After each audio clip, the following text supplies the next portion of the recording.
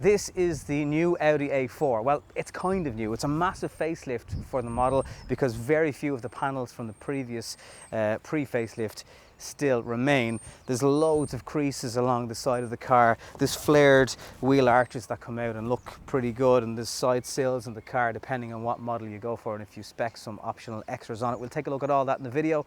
What's it like to drive? Compare it to the 3 Series. Is the boot practical? And is it still Audi feeling on the inside? I mean, 10 guesses to that. So hit subscribe to the channel if you haven't done so yet. We're going to take a look at the video of the all-new facelifted Audi A4. These aren't standard taillights in the back, they are optional LED ones, but they have got the sweeps and they've got darkened tints. There's one real exhaust in the car, over here. Yay! And the boot is really, really good.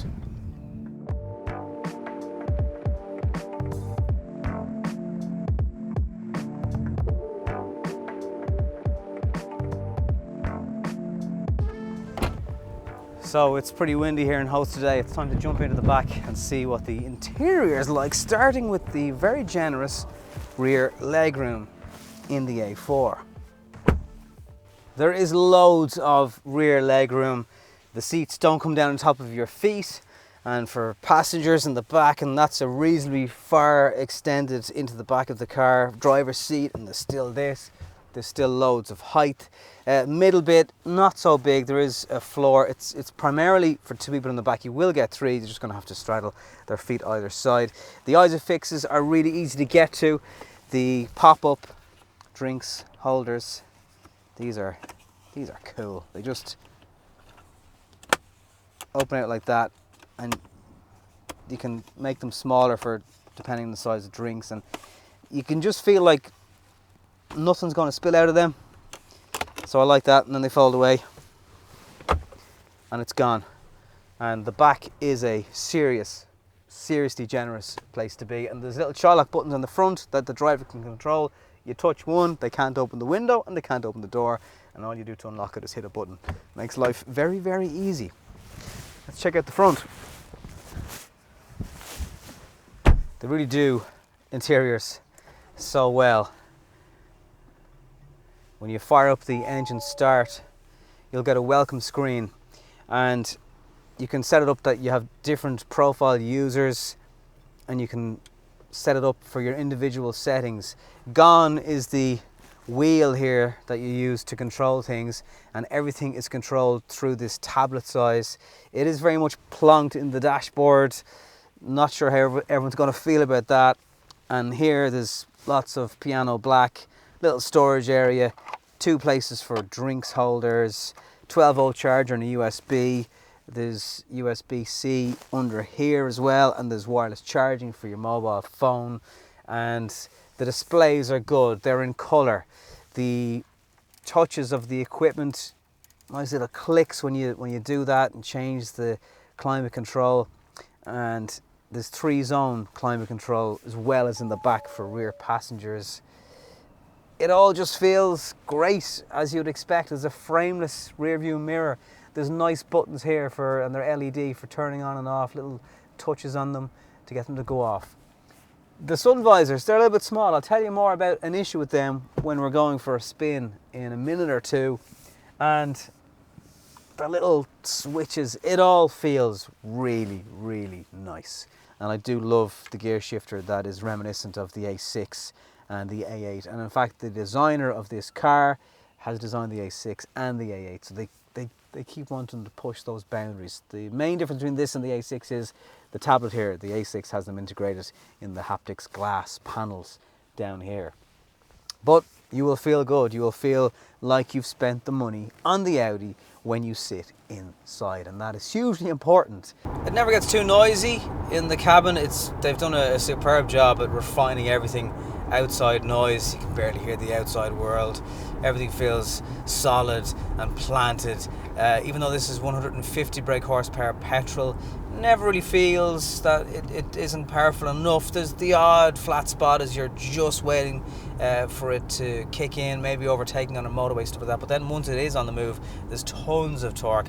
And the fact that it's doing 7.9 litres per 100 kilometres in a 2-litre petrol in a reasonably big saloon size car is impressive.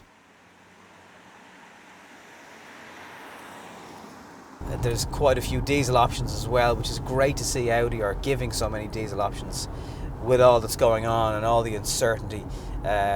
So there's plenty of different routes you can go down. Some of them are also mild hybrids. They've got 12-volt things messing around and stuff. The steering, it isn't the most engaging in one sense. There isn't huge levels of feedback through the steering wheel. Having said that, whatever they've done to weight it down, as you go faster as well, it just feels lovely. It feels really, really planted, and it definitely makes it feel sportier, whether it's tricking your mind or whatever it's doing. But I do feel like, you know, when you're pushing on, and even that growl, I mean, you kind of want that from a petrol engine, don't you? But yeah, there's a nice weighting to the steering wheel, and it doesn't feel flimsy because of it. It's really smooth. The alloys on this car aren't the smallest, but still handles bumps very well. It's probably more comfortable than a 3 Series in that sense, but then 3 Series will give you the sportier drive. If you want to check out the review of the 3 Series on the channel, I'll leave a link at the end of the video. And also, it is quite a bit cheaper, but the Toyota Camry that I've reviewed is there too. And they're all sort of executive saloons, mid-size ones anyway, that you might be looking at. I think the thing though, because this is an SE and it's not an S-Line and it's not the fancier one, you're not getting too distracted by all the nice extras and all the nice toys and the bigger wheels and the more aggressive looking grille. So I think to look at this SE model and still feel happy, still feel like you're in something that is really well put together, there's a lot to be said for that. That's still not a cheap car, you know. This one is give or take €50,000 when all is said or done, and that's not cheap by anybody's standards. The sun, as you can see, is beaming in. When I close the sun visor, they're not that long, and there's a fairly significant gap between the edge of the sun visor and the rain sensor and stuff from the rear view mirror, and it means that even with them up or down, the sun is catching your eye quite a bit. So I'm afraid sunglasses are going to be a must for, you know, a lot of the year behind the wheel of this car. You all know how I feel about wearing sunglasses on video reviews, but if I could put them on and not look like I'm trying to be uber cool, then I probably would, because yeah, there's a lot of sun glaring going on. At this SE level, I'm not seeing things like collision avoidance. Certainly it hasn't come on yet. Even in slow traffic, if I've got too close to a car in front, there's been no indications that it's there. There's no blind spot in the mirrors. These are all things that you have to pay extra for. It's an Audi after all. So you're going to miss some of those things, or it's going to cost you a bit to spec them. So maybe have a look at the different packs that you can get that, you know, will always be 1,500 quid, €2,000 more. But what do you get for that?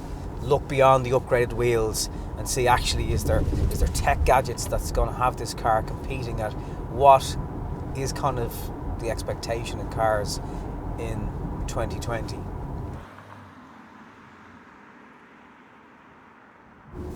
Seats are really comfortable. They're only SE seats, so the bolsters are there, but they're not huge.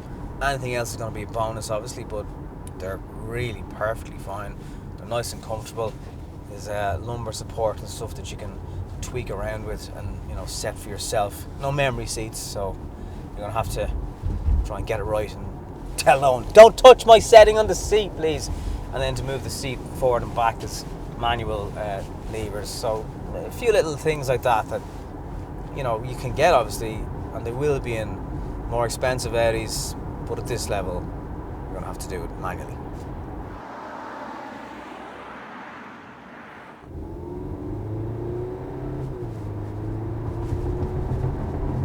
Gear changes are quick.